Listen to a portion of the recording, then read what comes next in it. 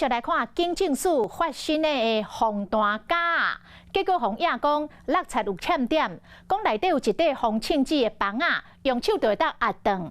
立委追查发现讲，这个得标的厂商有问题，毋但捌互法务部甲告过，嘛捌互立委拒绝往来户。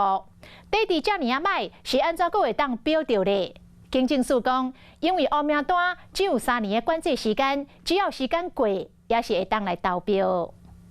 我就觉得这个就是瑕疵品了，你相信吗？我自己就可以把它拗断，你知道吗？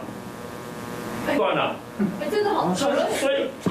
所以你说这样子的瑕疵品，谁敢？你看你都有力量把它拗断了，基层警察怎么敢穿？ 用手拗就变形，讲要放伫新型的警用防弹架内底。立委质疑讲，警政署防弹架出现问题，和远景有风险。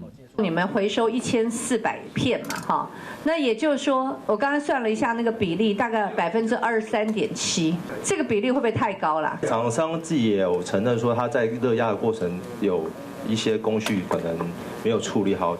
立委要求讲，应该将这批防弹架拢总回收，尤其是制作的厂商，因过捌有不良的记录，啥怎拢会得标。就是他从106年之后，他陆陆续续每隔一段时间，他就被列为黑名单，法务部还告上这家公司。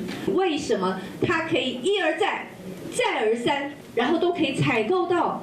立委点名这对姓林的爸仔，10年来得标金额超过9亿，其中一间，佫捌9摆互人列入黑名单，这摆摕到警政署的标案又佫出问题。政府采购法有律定，不良厂商最多是3年的时间，一旦解除了不良厂商的期限之后，他就可以合法的承接政府的标案。人命关天，全面性的检测。 你们一定要把这家公司列为永久拒绝往来户。